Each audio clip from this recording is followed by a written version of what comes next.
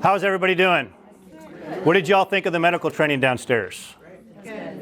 Raise your hand if you've ever been exposed to anything like that before. One. Okay, I've got two hands raised. As I talked about downstairs, almost everybody raised their hand when it came to being prepared to do CPR. But we've been very deficient across our entire country to give people like you that are the first responders in that response window the tools to be able to save somebody's life. And it's not just if there's an active shooter. There could be, God forbid, a tornado or something else happens. There's a catastrophic failure somewhere. If you have that ability to use those tools, then you can save a life. You can make a huge difference. But a key part of that is having thought through all the different situations that might happen. And it's that situational awareness and you're being self-aware. So that's what we're going to go into a little bit more detail up here today, okay?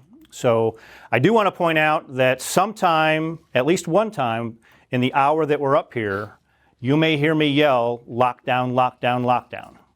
So we're going to be then watching to see what y'all do in that situation. I will ask, though, that the people over here don't knock over the camera, but it's going to be one of those situations where you're not expecting it, just like in a real-world situation, right? So we're going to be asking you to go through what you would potentially do, right? So how many people have a classroom just like this? Most of you? Many of you? Okay. Tell me a little bit about who doesn't have a classroom like this. What does it look like? I have a computer lab with windows. Okay, so you have windows, some unique situations. We have the gym. You have the gym, okay. I'm at the entrance with the door and the other entrance to enter the central office. Gotcha. Okay. In this classroom, is this anybody's classroom today? Okay, so this is your classroom. So, all right. Well, I'm not going to make you the teacher in case I ever call that out. Well, we're just going to see what happens. But in your classroom here, where would the kids normally go if there was a lockdown situation? Being new here, and in previous districts, it's usually furthest away from the door corner that way, but in this one, I'm actually thinking it'd be this. Okay, and so there's something called the fatal funnel. How many people have heard of what the fatal funnel is? So there's a few folks. So the fatal funnel is that if they, for some reason, can break the window and see in the room, that's the area that they're going to be able to see when they're looking in. All right?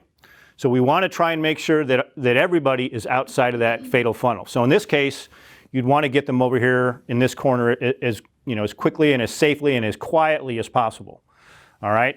But then there's the lockdown procedures that you obviously go through, right? So lockdown, lockdown, lockdown.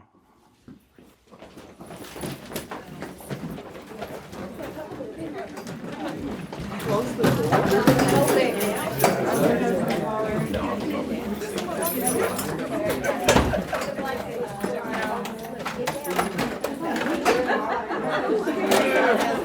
Slides in. I'm brand new. I'm sorry. It's all right. It's all right. It's not working. Help! Yeah, this is like my idea. There you go. Right? Okay. Work that out. Now.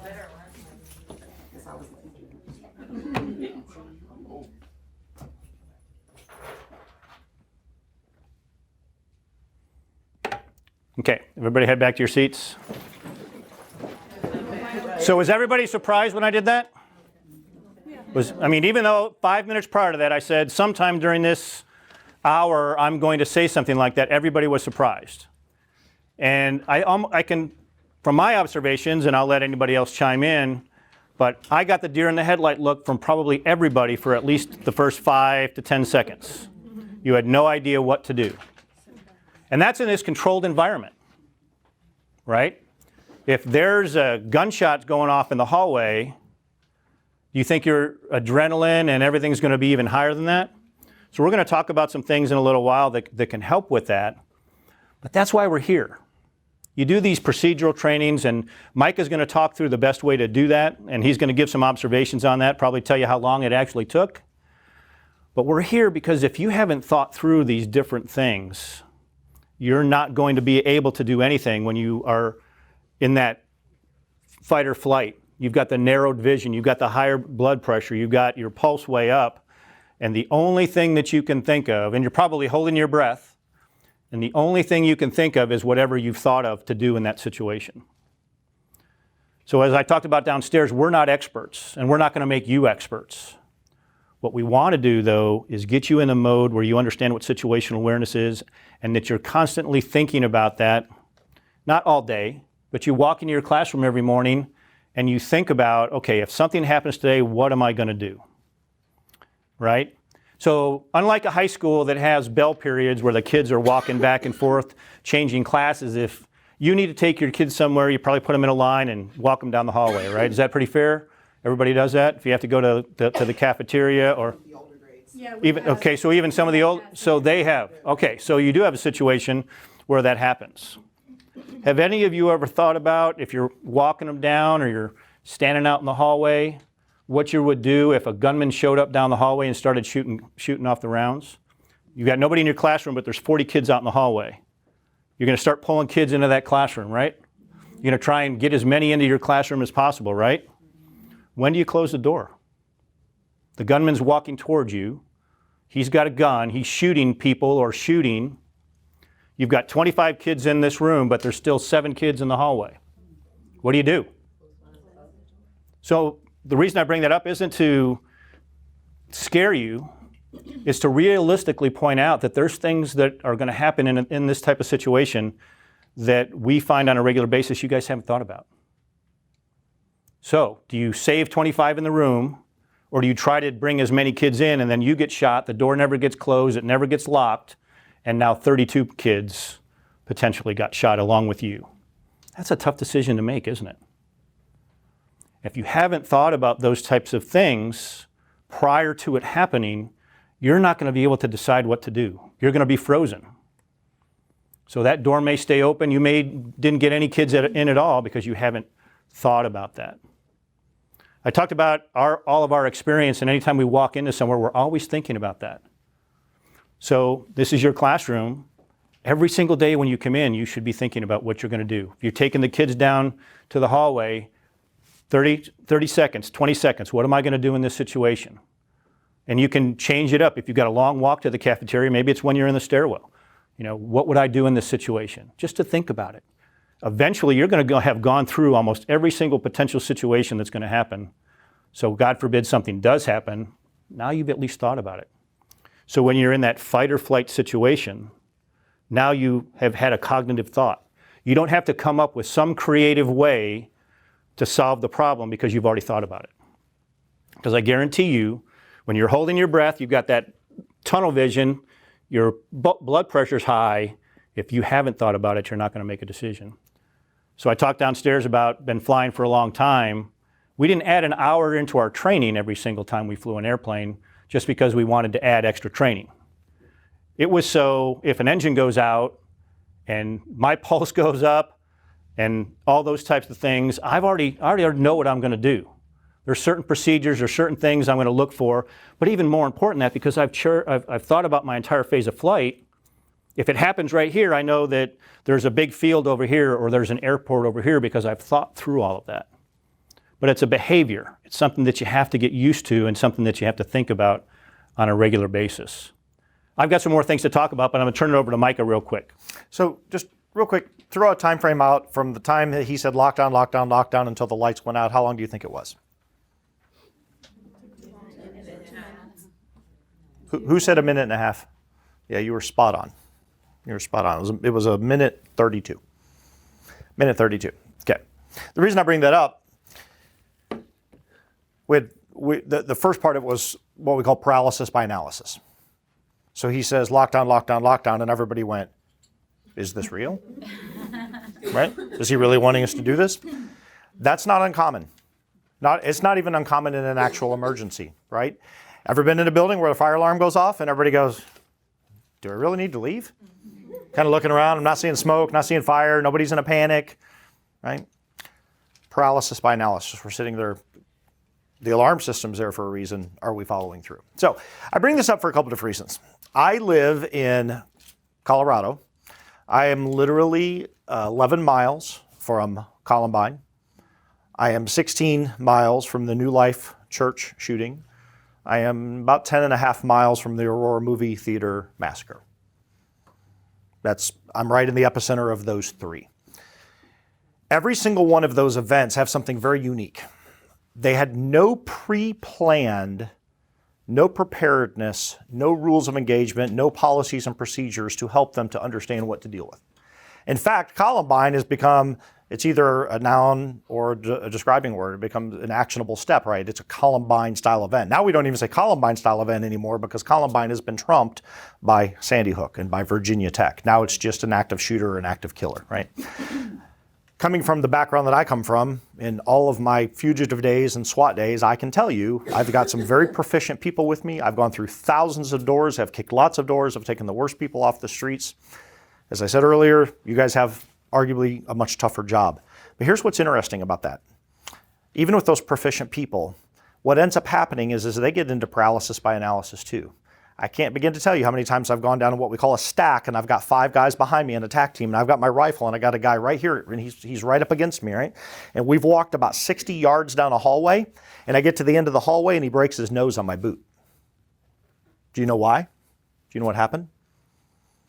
He held his breath because he's got the focus of where we're going, and all he's thinking is, I got to get there, I got to get there. And what ends up happening is you don't want your rifle to bounce while you're moving, so you're holding your breath.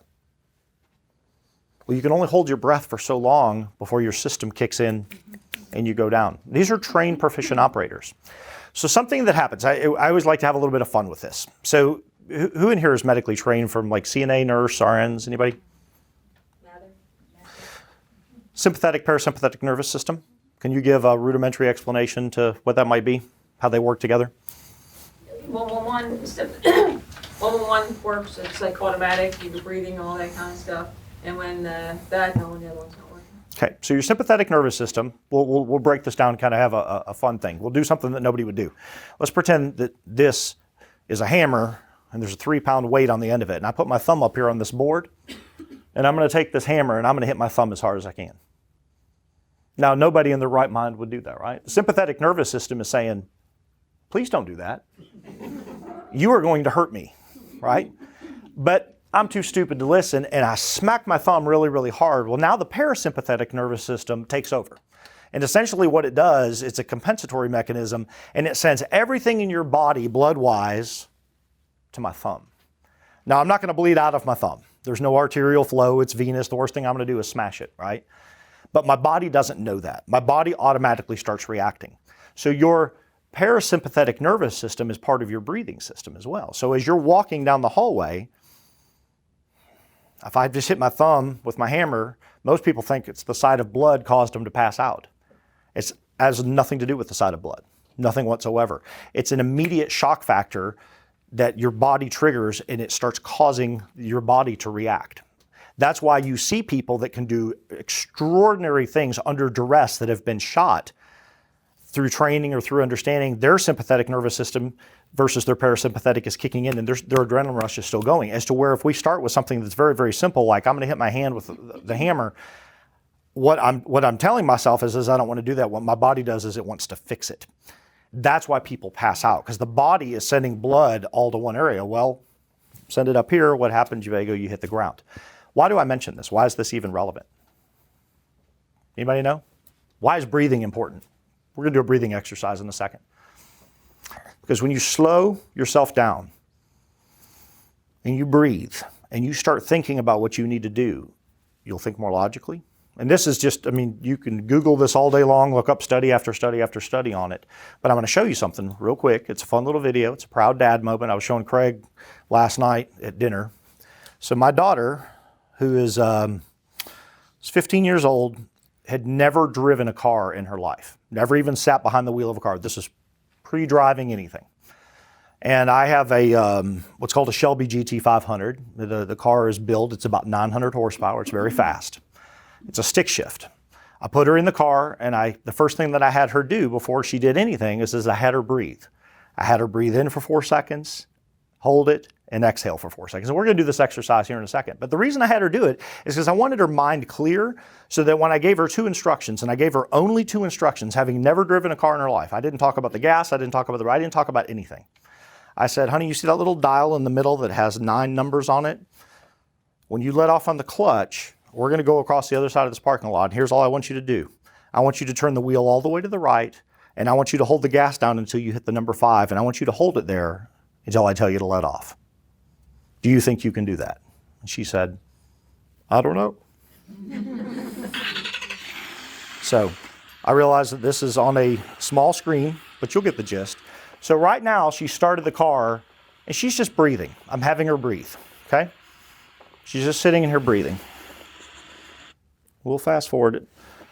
And right here, I say turn to the right and take it to 5,000 RPMs.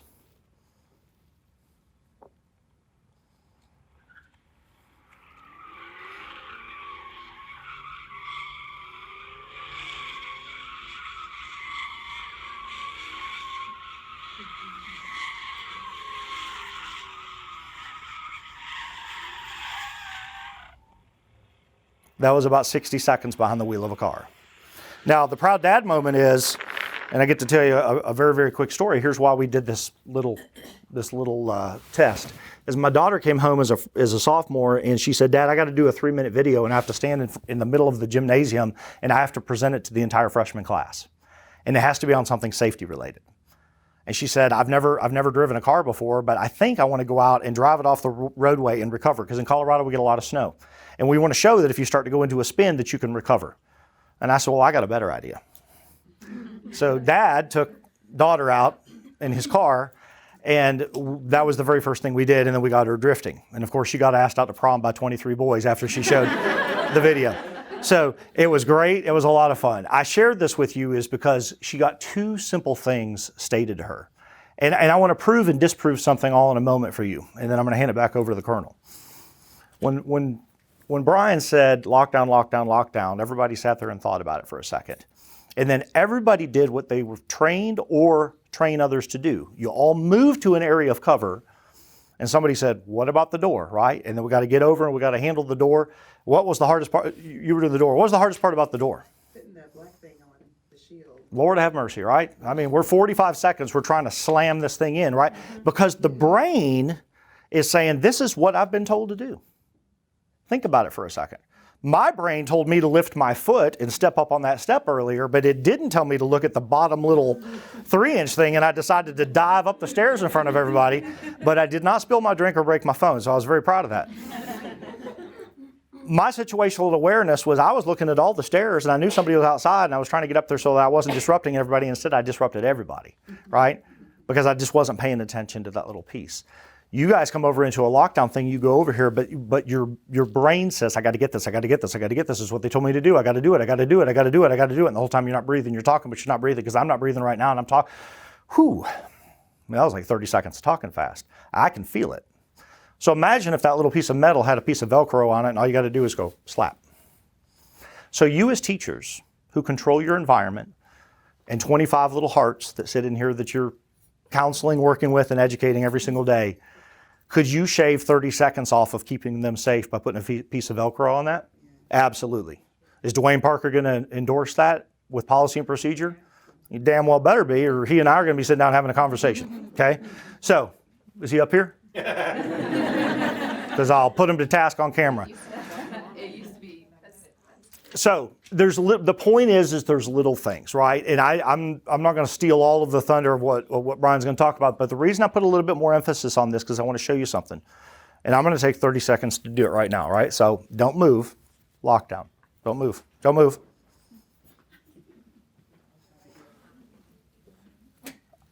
I grab the door. I put the plate on the door. You guys have all made it over here. I turn and look. I get my phone out. So I have ambient light. I turn off the lights. How long did that take me? 25 seconds max. Max. Smooth as fast. You don't have to run and trip over everybody. You can actually move quicker by standing up, setting your chair down, and doing this than you can by getting over there. Because what ends up happening is everybody starts jockeying for position and where am I going to go and what am I going to do? And it could be just as simple as I'm just going to stand right here. And I'm going to wait. Okay? Smooth as fast. Go ahead, Colonel.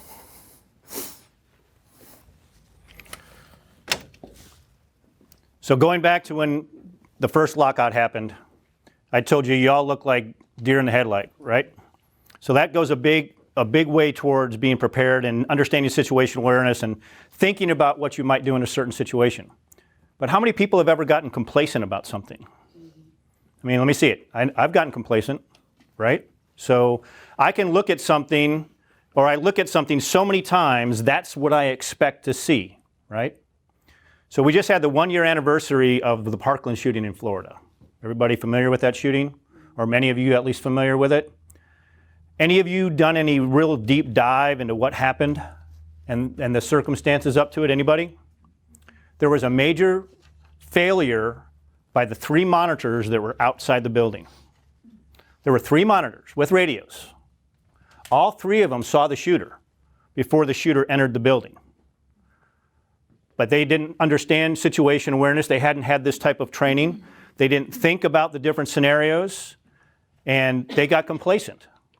They either didn't know what they saw, or their brain didn't register when they saw it and didn't use the radio to do something about it because they got complacent. And that highlights the need for these, what we're doing today, and the development of these skills and why these skills are a perishable skill. If you guys don't think about this on a fairly regular basis, and we come in and talk to you today, and something happens 4 weeks from now, 5 weeks from now, and you hadn't thought about it again, chances are you're going to run to the door just like we did earlier. We want to get you into that thought where you can take that tactical breathing, which we're going to practice, give yourself that 15 seconds. At the same time, you're moving and you're doing those things to get your kids safe, whether it's in your classroom or if it's somewhere else in the building. So how many of you, if there was a lockdown, would be wherever your kids were? You'd be in the corner where your kids were. How many people would be where the kids are? Okay. So for those of you that didn't raise your hand, where would you be in that situation? I don't know. I'm not a teacher, so. Okay, all right. With the comments. Okay. Yes. I'm normally like staying close over here. I don't know, making sure they're protected where I'm not seen, but I want to be the first person in case it goes south. Okay. So I'm normally like more in front of the kids. Okay. Still kind of hidden, so yeah. In the last class, or the last group that was up here, we've had some people that have been in some of the training. So they kind of were able to cheat a little bit and knew that one of the things that you can do is be prepared to be that sheepdog. Be prepared to be the defender in the room, right? So when I walked into this room, I immediately looked at what would be available for me to use as a weapon if I needed to use a weapon. So I get over here, just like Mike had talked about, I'm taking 25 seconds.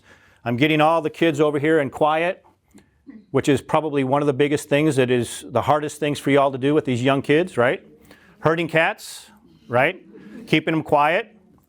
So I don't forget, I'm going to bring this up real quick. You guys probably know better than anybody in the school the kids that are in your class, right? So you know if there's X number of kids that are responsible and sharp and you can ask for help, and then you know the ones that are probably going to potentially be the ones that are going to start talking and causing problems, right? So when you're making this walk over here, Johnny, Tammy, get everybody over here and get them quiet. You're just quietly doing all this, right? But then what you have to do is decide, are you somebody that's going to be back with the kids or close here with the kids, or are you actually going to defend at the door? Historically, what we've seen is most of the shooters want to see who they're shooting. We're actually very fortunate that they don't just walk down the hallway and pull the trigger. Okay? So they're going to want to try and get in that window one way or another. Shoot it, break it, especially if they hear noise in the classroom. But if you can deter them and keep them from opening that door while everybody's in the fatal funnel, you're buying time in that response window until the emergency responders get here. But that's something you all have to decide. You may be somebody that can do that. You may be somebody that can't do that. But when I came in, there's pencils. If I'm sitting over here when there's a lockdown, I've got a pencil, now I have a weapon. We've been in schools where there's been athletic coaches or even, women that bring a baseball bat that they keep it by the front door. We've had some teachers, when we go through some of the scenarios in the afternoon, they're standing at that door with holding onto a chair, ready to whack somebody's arm if it comes through the door. But not everybody can do that.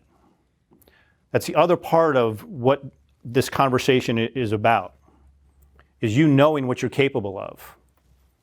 But to the example that Micah just talked about, he used to hear all the time, and I used to hear all the time, I can't do something.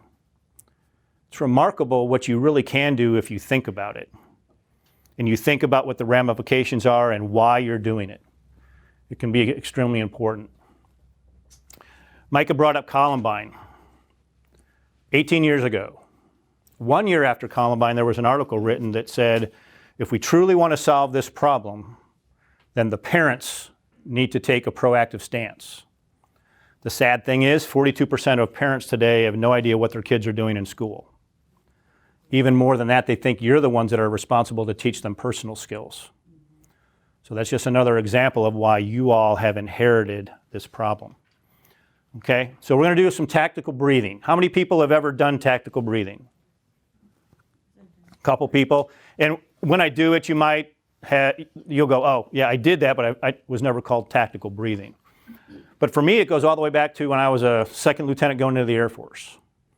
We had what's called flight surgeons. If your eyes get too bad or you've got high blood pressure, you need to be put on medication or X, Y, and Z, then you could be told that you no longer can fly. And as a flyer, that's the last thing that you want to happen. Well, one of the things you have to have is good blood pressure. And back in 1987, you couldn't control it with medication like you can today. So when I would go to the flight surgeon, I had a problem because I would get nervous. And when you get nervous, no matter how good you are or whether you have perfect blood pressure the rest of the time, when you get nervous, your blood pressure is going to go up, right? Just like any normal situation when you're put under stress. So I learned early on how to use breathing to lower my blood pressure, which is the exact same thing that we're going to do with the tactical breathing. It wasn't called tactical breathing back then, but it's extremely important, and it goes to what Micah talked about. It gives you precious seconds to then, okay, I've thought through this scenario, my blood pressure's going down, I can start to see again, I can start to think again, this is what I said I was going to do in this situation, now this is what I'm going to do, okay? So the way tactical breathing works is you're going to breathe in through your nose for 4 seconds. You're going to hold your breath for 4 seconds. You're going to exhale through your mouth for 4 seconds, and then you're just going to sit there for 4 seconds. Normally you would do this about 3 times, but we're only going to do it twice, all right? I'm going to count, and I'm going to tell you what to do. I want you to kind of think about how you're feeling right now. Maybe you're a little bit stressed, a little bit carryover from, when we called lockdown and those kind of things, and then see if you can actually feel yourself calmed a little bit after we finish, okay? So breathe in through your nose. 1, 2, 3, 4. Hold your breath. 1, 2, 3, 4. Exhale. 1, 2, 3, 4. 1, 2, 3, 4. Breathe in through your nose. 1, 2, 3, 4. Hold it. 1, 2, 3, 4. Exhale. 1, 2, 3, 4. What do y'all think? That kind of calmed you down a little bit, right? So you just took about a little over 20 seconds to do that twice. And I know from personal experience, when you do something like that, and you do it 2 or 3 times, your vision comes back, your pulse goes down, your heart rate goes down, your blood pressure goes down, and now all those things that you thought of, you're ready to act on. So Mike and I and Banning have all been in highly stressful situations. And I will tell you, I've been in an airplane and I've had you-know-what scared out of me. And I've had elevated blood pressure. I've had tunnel vision. That the only way I could control it was to do tactical breathing. And then I go back to, okay, I planned this mission. I'm right here. I've already thought about this. This is what we're going to do. Not, okay, I have no idea what I'm going to do. I've got to try and figure out where I am over the earth. How fast am I going? Is the airplane going down? All of those things. You just can't make those decisions in that situation. So that's why thinking through them is so critical and is so important. Back over to you, sir. Okay. Something that we've talked about in front of an array of folks is not only situational awareness, but awareness as to surroundings. So, how many people here, by a show of hands, know the address to the school? About 7. Okay, that was about the same as the last group. So if an event starts to unfold and you need to pick up the phone and dial 911. It may seem very rudimentary, but stop and think about it for a second. Do you know where you're at? If you've ever sat in a dispatch center, it's very interesting. People will call in on 911 all the time. 911, what's your emergency? Oh my gosh, there's a car crash. It happened right in front of me. It's right in front of me. Send help. There's like 6 people. This is exactly what it sounds like on the other end of the phone. Where are you at? I need help. Okay, ma'am, I need you to slow down. Sir, I need you to slow down. Do you see any green street signs around you? Yeah, it says Simpson Street. Okay, is there a cross? I don't know. There's not another sign. I'm on Simpson Street. You don't understand. There's 6 people. This woman is hurt very, very bad. This person is going into their own, think about this for a second, their own translation. So sympathetic, parasympathetic, they're not involved, but their body, the compensatory mechanism is starting to kick in. They're starting to go into panic mode at this juncture, right? I've run scenario after scenario after scenario, and I'll hand somebody a phone. We'll set up a fake dispatch in the school, and I'll say, I need you to dial 911 and tell them that we have an anaphylactic reaction. We have a child down in hallway, whatever, orange hallway outside of room 202. Call the school or call 911. And I will hand it to them, and they will go, 911, what's your emergency? And they'll look at me and go, what was I supposed to say again? It sounds funny until you're put under the pressure of doing it. I don't have a statistic to prove this, but I can tell you in going through about 80 of these trainings, watching them over and over, we're batting about 5% of success of folks that can actually dial 911 with the proper information and actually get somebody en route to where they're at. 5%. So I want to paint a picture for you for a second. I said I live about 11 miles from Columbine. This becomes very, very relevant. When we talk about operating within the response window, and I want everybody in this room to understand you're in the response window once an event starts unfolding. Whatever that event is, if it requires more than you can offer, or until definitive help gets on scene, or until that event, that crisis, that circumstance is over, you're within that response window. Here's where this becomes very, very relevant. Columbine, 1999. How long were they in the school before there was a report of gunshots? Does anybody know?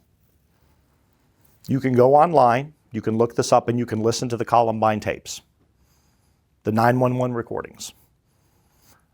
911 dispatch, what's your emergency? Yeah, I think there's some kind of grass fire over here off of Pierce Street. You say a grass fire on Pierce Street? Yeah, that's correct. Somewhere between such street, such street. I'm seeing the flames.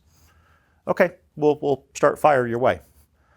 12 seconds later, 911, what's your emergency? Yeah, I'm not sure, but I could have swore I think somebody just ran into a dumpster or something just exploded inside a dumpster.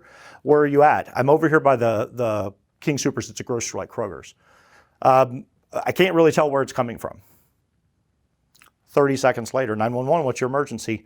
Yeah, I'm over here in the Columbine High School parking lot. I think a young lady just got hit by a car. She's laying in the middle of the parking lot. I'm not really sure what's going on, but there's a lot of people around her. 12 seconds later, 911, what's your emergency?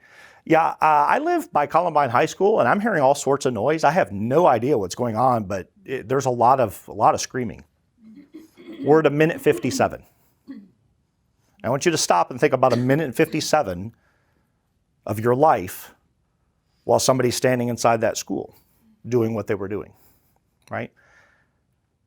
There was a law enforcement officer that was there. He had already been fully engaged in gunfire for a minute and 57 seconds.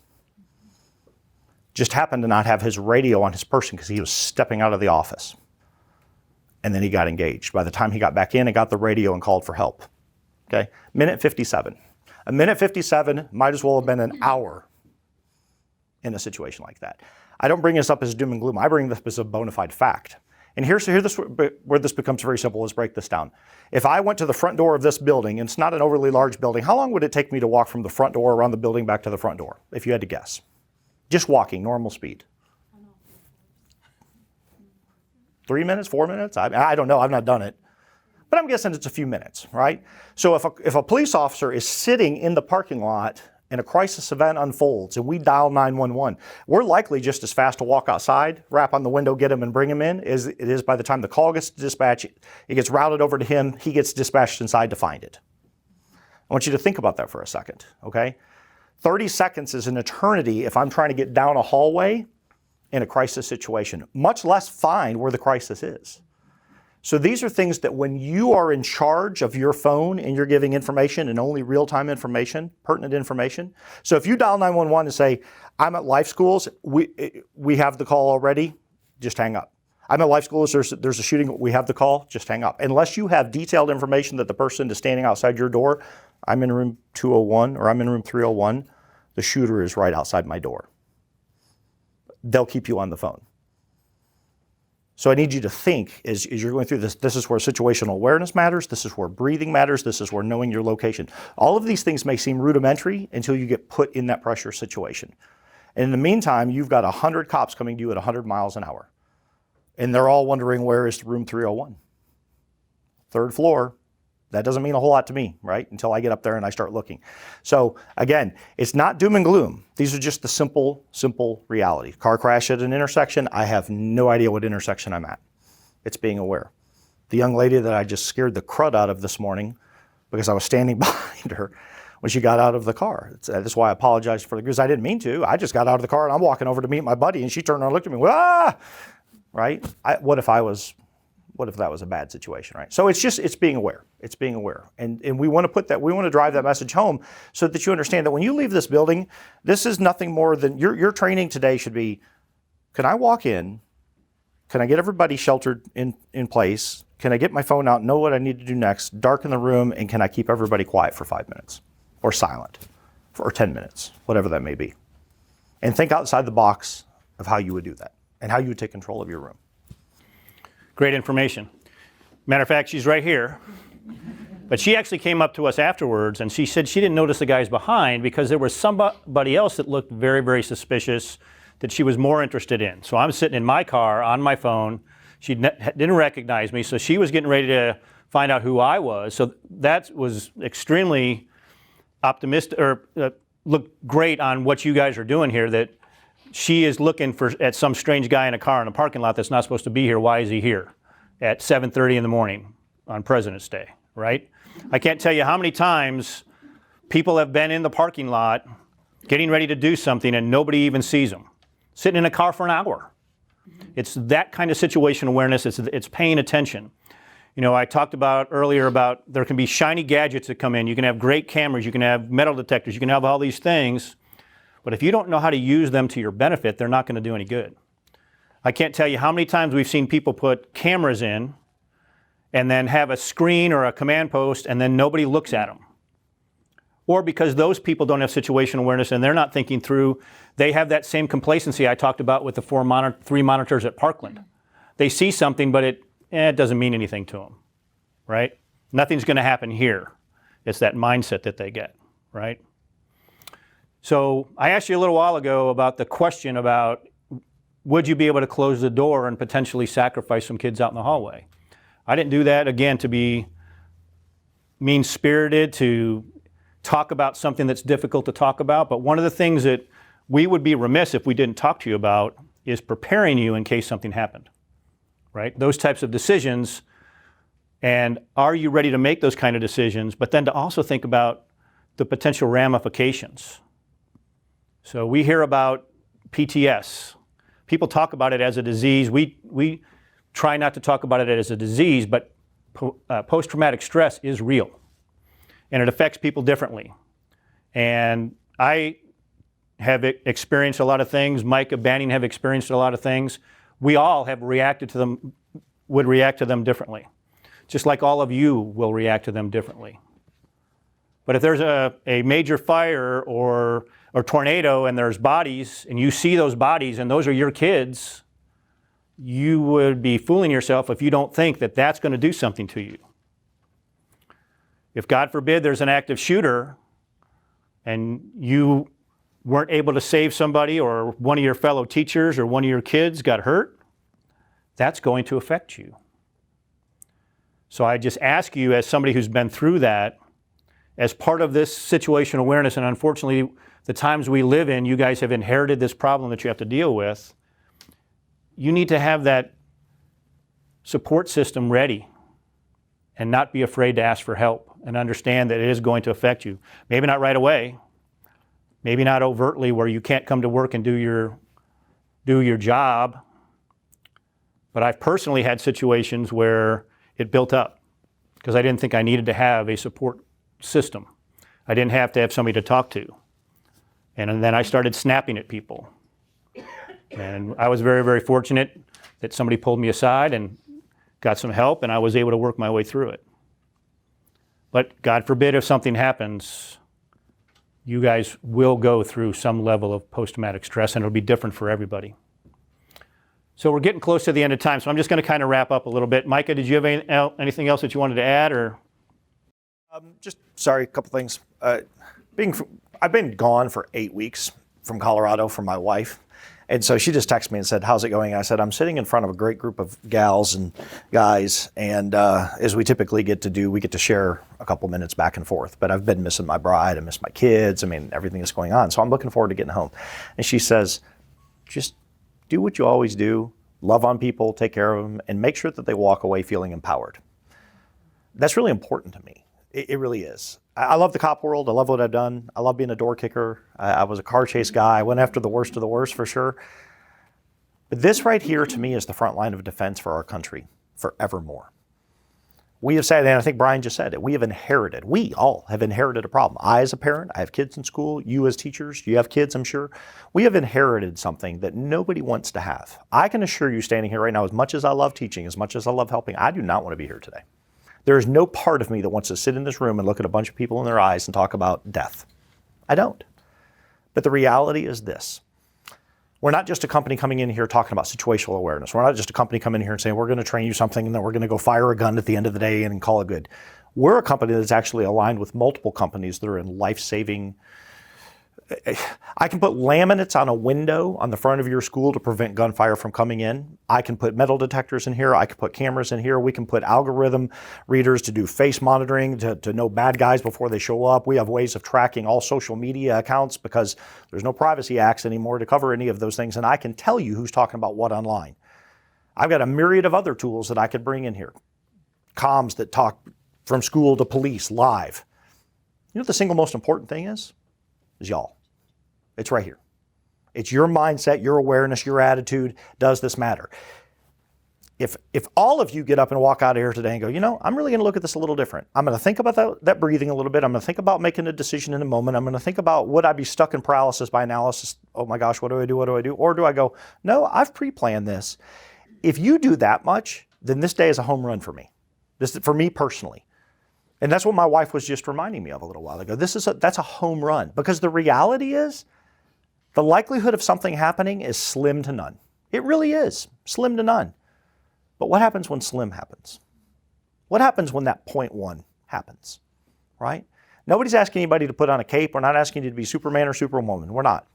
We're asking you to think a little bit. We're asking you to think outside the box and go, you know, if something unfolded, would I? And know your limits. Don't put yourself into a situation that's going to endanger you or endanger other people. We're not advocating for that. We're asking for you to think outside the box a little bit.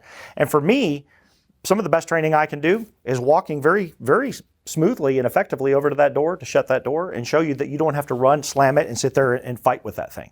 It's just as easy to do this, right? And that's only done with practice. So if the takeaway that I could put out for everybody today is game plan. Think about your little ones and how you're managing them in here, and do a little bit of training. Get rid of the perishable skills. Get them thinking outside the box a little bit too, and work with your parents. Help your parents to understand, you know, this is a different world. It's not about doom and gloom, but we want to make sure that we're proactive. Because this can happen anywhere at any time, as we all know, right? I don't need to sit here and replay every event. I mentioned Colorado simply because I am in the epicenter of the problems of where all this started. And I will tell you, when Klebold and Harris walked into Columbine, what came out of Columbine was not their intent. Their intent was to do great harm, and they did. What the law enforcement community learned from that was, in the very first time in the history of America that I'm aware of, that the state, local, and federal governments all got the same mandatory training put across to them for the first time in history. Because 2 guys walked into a school and killed 13 people. And that was, we have to have a response protocol put in place because we can never have this happen again. The fire department learned it a long time ago. That's why there's not been anybody that's died in a fire in a school in over 50 years. Because everything inside your school is fire retardant drywalls, fire retardant floors, fire retardant doors, sprinklers, alarm systems, on and on and on. 70% of construction of a new building is fireproofing. How much of your construction of your new building is safety management for what we're talking about today? Not $5. And that's sadly why we're here. And we'll watch this change and we'll watch it evolve over the years to come. But today you guys are the frontline responders. It's just the sad reality. So any questions for me on anything on that? No? Sure. So I started before I came in with EOPG Global talking about safety, and I couldn't have wrapped that piece up any better than Micah did about what our focus is. Our focus is, to come in here and do something for a living and those types of things. But we're not attacking symptoms. We're looking at what the root cause is and coming up with the process and your preparedness so that you're ready to deal with that. Before I came to EOPG, I had a company, or still have a company called Main Street Pilot that talks about the development of personal skills. And that's why I'm so well versed in the lack of that development today, that 72% of kids that are coming out of college don't have those skills. Your ability to develop situational awareness and be self-aware has the ability, as I mentioned earlier, to truly make a difference. Because you all don't just operate in your classroom. You interact with each other. You interact with your close family at home. You interact with your friends. And it's the power of multiplication when it comes to the development of these skills and being self-aware that can improve everybody's situational awareness. So you could be walking into a movie theater and these same skills that you're learning here in school about situational awareness and self-awareness could potentially save somebody in that situation. At the mall. There's a lot of different places in your everyday life where this can have a major impact. So we're excited to be here. Hopefully this has been good so far. We're going to have lunch and then do the active scenarios in the afternoon. If anybody has any issues with the scenarios, potentially, and you haven't already talked to us, please do that. But does anybody have any questions for us before we wrap up right here this morning?